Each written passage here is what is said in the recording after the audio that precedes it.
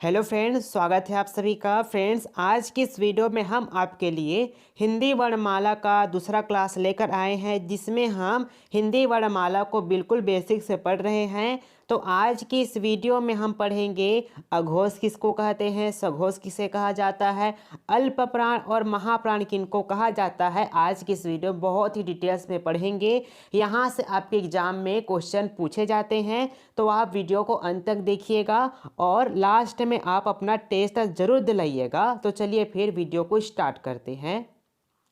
सबसे पहले देखते हैं अल्प प्राण किसे कहते हैं।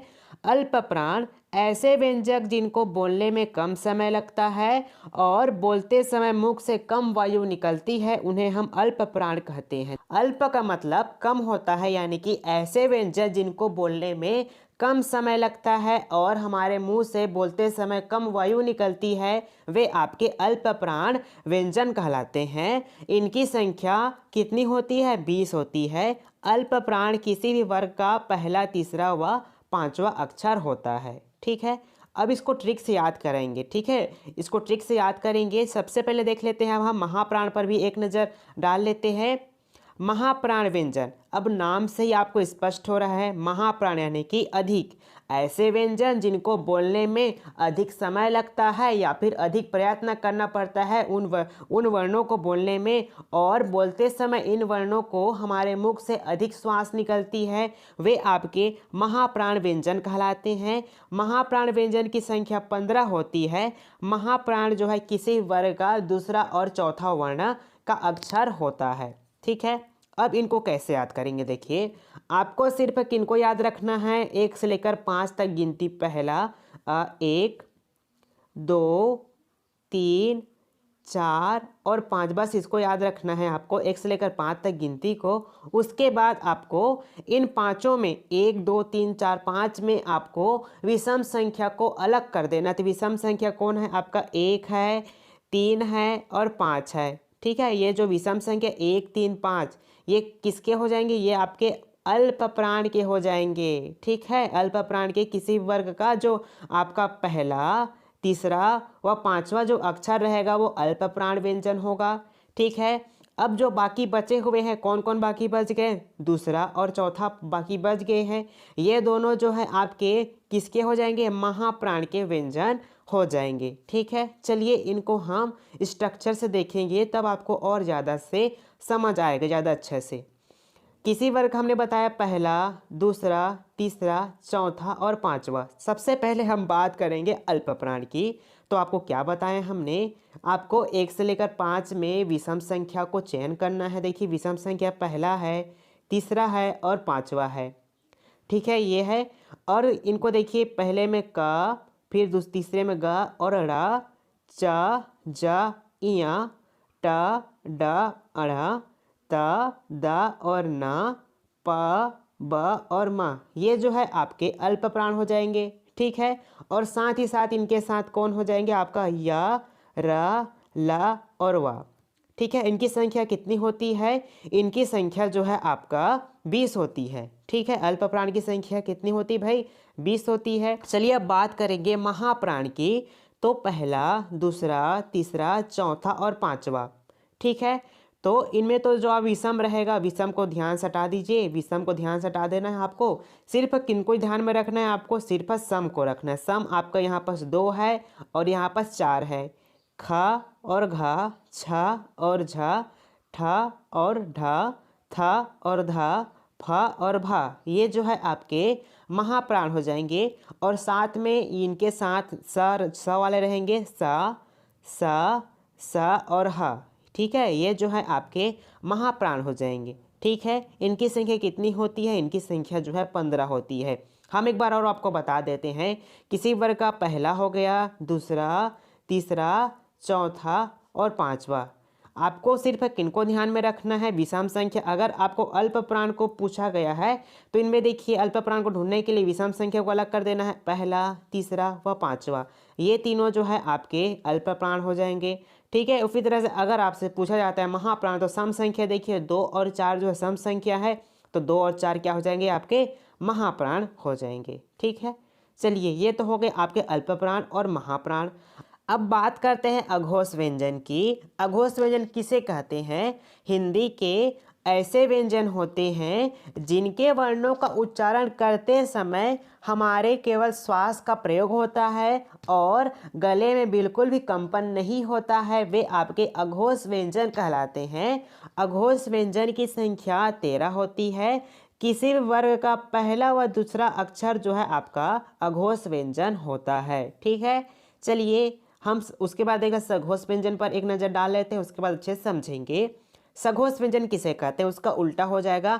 हिंदी के ऐसे व्यंजन होते हैं जिनके वर्णों का उच्चारण करते समय हमारे गले में कंपन होता है, वो आपका सघोष व्यंजन कहलाता है। सघोष व्यंजन की संख्या 31 होती है। इसमें 11 स्वर भी शामिल होते हैं।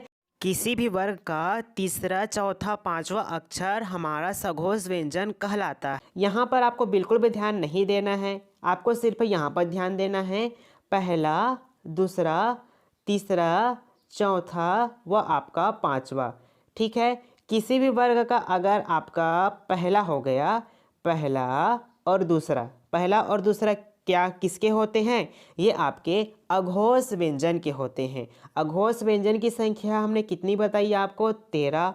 13 कैसे होगा? यहाँ पर देखिए 5 यहाँ है, 5 यहाँ है, 5 दूना 10 हो जाएगा, 5 दूना 10 और इनके साथ क्या रहता है आपका सा, सा, हा, मतलब तीनों सा यहाँ पर रहते हैं। ये वाला सा, ये सा और आपका ये वाला सा जो है इनमें रहता है। 10 ये हो जाएंगे और 3 ये हो जाएंगे, टोटल मिलाकर 13 हो गए। ठीक है, ये कौन है आपके? ये आपके अघोष व्यंजन हैं। अब चलिए बात करते हैं हम सघोष व्यंजन। उसी तरह से आपका किसी वर्ग का तीसरा, चौथा व पांचवा, ये तीसरा वाला, ये चौथा वाला और ये पांचवा वाला कौन हो जाएंगे? आपके सघोष व्यंजन या फिर घोष व्यंजन कहलाएंगे। अब इनकी संख्या कितनी होती है? इनकी संख्या जो है आपकी 31 होती है। कैसे 31 होती है? यहाँ पास 5 या 15 होता है, 3 वर्ग है तो 5 या 15, 15 को सबसे पहले हम यहाँ पास लिख लेंगे, फिर उसके बाद 11 स्वर को जोड़ लेंगे, फिर उसके बाद इनमें क्या आ जाएगा आपका य, र, ला, व और साथ में आपका ह भी इसी में रहेगा सघोष में। तो इनको गिनती कीजिए कितना है? 1 2 3 4 5, तो 5 को और ऐड कर लेंगे, ऐड कर दीजिए। 5 दूना 10, अब 11, 11 हाथ में 1, 1 और 1 2 और हाथ में करके मिलाकर 3। तो इस तरह से सघोष व्यंजनों की संख्या 31 हो गई। अब इस तरह से आप याद रख सकते हैं, जब हमें सघोष की संख्या 31 है, अगर इनका उल्टा कर देंगे, 31 को उल्टा करेंगे तो हमें 13 प्राप्त होगा। 13 यानी कि हमें किसकी संख्या प्राप्त हो गई? अघोष व्यंजन की संख्या हमें प्राप्त हो गई। ठीक है, तो आप अच्छे से समझ गए होंगे। चलिए अब इनका हम टेस्ट लगाते हैं।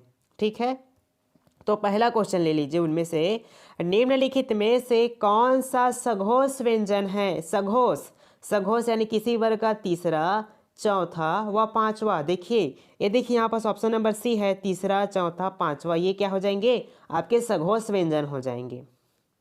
अगला क्वेश्चन है, निम्न में से कौन सा वर्ण अघोष व्यंजन है? अघोष में पहला और दूसरा रहता है। पहला और दूसरा देखिए किस ऑप्शन में? Option number B correct answer होगा। क्वेश्चन नंबर तीसरा है, निम्नलिखित में से सघोष वर्ण कौन सा है? सघोष तीसरा, चौथा व पांचवा। देखिए अब यहाँ पर देखिए तीसरा, चौथा व पांचवा, ये तो नहीं है, ये भी नहीं है, ये भी नहीं है, लेकिन जो आपका डी है, हा जो है आपका क्या हो जाएगा? सघोष व्यंजन हो जाएगा। क्वेश्चन नंबर चौथा, निम्नलिखित में से कौन सा वर्ण सघोष है? सघोष, तो ट तो पहला वर्ण हो गया। ठीक है, उसी तरह से प भी आपका पहला हो गया और द जो है आपका तीसरा है और फा जो है आपका दूसरा है। तो किसी वर्ग का तीसरा, चौथा, पांचवा, तो तीसरा में आपका द है, तो सघोष व्यंजन यही हो जाएगा। क्वेश्चन नंबर 5, निम्नलिखित में से कौन सा वर्ण सघोष है? तो क तो पहला है, बिल्कुल भी नहीं होगा। ट भी पहला है, बिल्कुल नहीं होगा। लेकिन ठ भी पहला है, ये भी नहीं, दूसरा है, नहीं होगा। लेकिन जो आपका धा है, धा जो है कितने में आता है? ये आपका चौथे में आता है। ता, था, दा और धा, चौथा यानी किसी वर्ग का तीसरा, चौथा, पांचवा। तो राइट आंसर आपका option number D. Question number 6वीं की बात करेंगे अब हम। अघोष वर्ण कौन सा है? आपको बताना है। अघोष किसी वर्ग का पहला और दूसरा बोला गया है, तो अ नहीं होगा। ठीक है। अ बिल्कुल नहीं होगा, ज भी नहीं होगा क्योंकि तीसरा वर्ण है, ह नहीं होगा, लेकिन जो आपका स है, स जो है किस में आता है, स आपका अघोष वर्ण में आता है। हमने बताया था आपको तीनों स, ठीक है, लेकिन ह जो है आपका सघोष में आता है, ठीक है। क्वेश्चन नंबर 7 है, हिंदी सघोष व्यंजनों की संख्या कितनी होती है। अच्छा, हिंदी में सघोष व्यंजनों की संख्या कितनी होती है, तो हमने आपको बताया था सघोष व्यंजनों की संख्या जो है आपका 31 होता है। लेकिन अगर हम इनका 31 का उल्टा कर देंगे, उल्टा कर दीजिए, तो हमें कितना प्राप्त होगा, 13। 13 किन की संख्या हो जाएगी, वो अघोष व्यंजनों की संख्या हो जाएगी। यहाँ पर option number D correct answer होगा।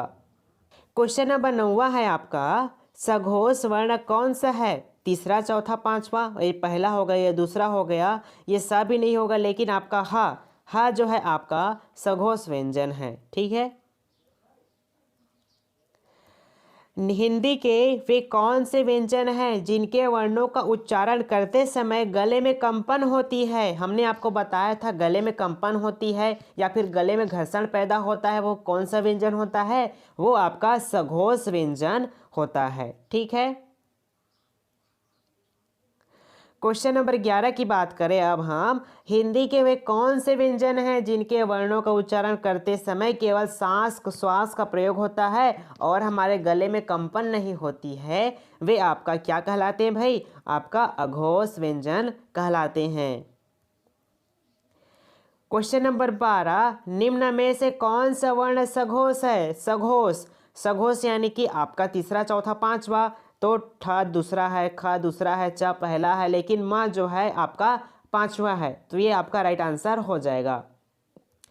क्वेश्चन नंबर 13, निम्न में से महाप्राण वर्ण कौन से हैं। महाप्राण वर्ण हमने बताया था आपको, महाप्राण और अल्प प्राण। देखिए, किसी वर्ग का पहला, दूसरा, तीसरा, चौथा और पांचवा ये है, ठीक है। तो आपको यहाँ पर महाप्राण यानी कि सम संख्या को देखना है। सम संख्या कौन सा है आपका, यहाँ पर तीसरा और चौथा, दूसरा और चौथा देखिए आपका ख और घ है, तो राइट आंसर आपका ख ग हो जाएगा। निम्नलिखित में से कौन सा अघोष महाप्राण व्यंजन है। देखिए भाई, यहाँ पर किसी वर्ग का दूसरा और चौथा तो आपका महाप्राण होता है, लेकिन अघोष कितना होता है, अघोष जो है आपका पहला और दूसरा होता है। तो पहला और चौथा तो बिल्कुल नहीं होगा क्योंकि सेम पूछा गया यहाँ पर। तो दूसरा देखेंगे, तो दूसरा यहाँ पर देखिए कौन है, यहाँ पर आपका तो द जो नहीं होगा, द तीसरा रहता है, ठीक है। ध जो है आपका चौथा रहता है, ब जो है आपका तीसरा रहता है, लेकिन दूसरा में कौन है आपका था जो है आपका राइट आंसर है। था जो है आपका अघोष भी है और महाप्राण व्यंजन भी है, ठीक।